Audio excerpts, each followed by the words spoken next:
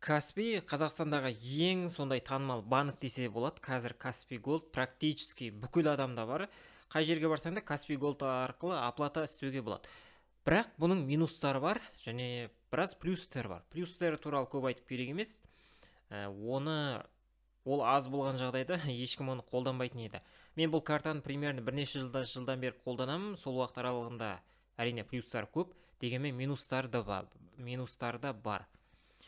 Өзім байқағандарымды айта кетейін. Біріншіден, Каспи Голдтың карточкасы бар, кәдімгі пластический. Мен өзім байқаған бойынша кейбір банктермен салыстырғанда ол пластический карта деформацияға ұшырайды. Бұл дегеніміз майысқыш өте. Мысалға мен бір рет сумкама салып қойғам, оның қасында басқа банктің де карточкалары жатқан. Почему-то Каспи Голд ана жерде майысып кеткен.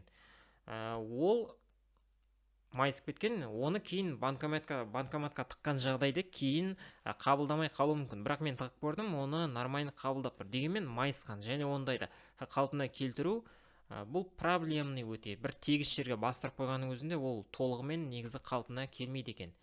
Ал бірақ әрине варианты бар. Мысалға мен қазір қалалық жерде тұрмайын, бізде Каспидің отделениесі жоқ.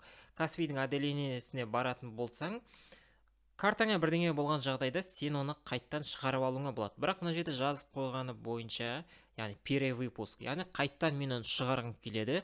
Сондай жағдайда мен өзімнің қалауым бойынша болатын болса, ол қосымша мен 1995 теңге төлеуім керек, қайттан картаны шығарғаным үшін. Ал енді ол картаның уақыты бітіп мен қайттан алатын болсам, ол әрине 0 теңге. Және бұл жерде тағы мынадай проблемный тұсы бар екен. Кейбір банктерде Жусан банк бар, немесе Халық банк бар, басқа да банктер бар шығар, мен өзім қолданып көргендерін айтайын. Ол жерде виртуальный карта деген түсінік бар. Бұл деген не деген сөз? Мысалға мен бір интернет дүкенге кірем, бірдеңе сатып алғым келді. Ол жерде енді анау танымал интернет дүкен болатын болса проблема жоқ. Бірақ енді барлық жағдайда олай емес. Сен картаңның данныйларын ұрлап кетуі мүмкін. Басында алдында тұрған цифрлар бар, одан кейін ЦВ код, соның барлығын ұрланып кетеді. Сондай жағдайда сондай заттан қорғану үшін виртуальный карта қолданады. Ол деген сөз, сенде карта болады, оған ақша салсаң болады, бірақ сенде пластический карта болмайды. Яғни пластический емес. Тек қана виртуальный түрде. Соны қолданып, мысалға, оплата жасауым болады. На всякий случай бірдеңе болатын болса, ана картаға просто қолдану тоқтатасың, ешқандай проблема жоқ. Яғни алаяқтар сен картаңнан ештеңе ала алмайды деген сөз. Немесе онлайн оплатаны жабасында болды, ол виртуальный картаны ұмытасың, басқасын қолдана бересің. Өзіңнің пластический картаңмен немесе басқа виртуальный карта ашсаң болады. Ал мына Каспи банкте ондай мүмкіндік әзірге жоқ. Мен оплата жасайтын болсам, Геор бар. Геормен төлесең әрине проблема жоқ, бірақ кейбір интернет дүкендерде кәдімгі картаңның данныйларын көрсетуің керек. Сондай жағдайда, егер ұрланып кеткен жағдайда, мен картаны қайттан жаңағы бірінші кезекте әрине онлайн оплатаны Каспидің приложениесіне кіремде мен жойып тастай алам. Яғни алып тастай алам, яғни ешкім мен картамнан ақша ала алмайды деген сөз.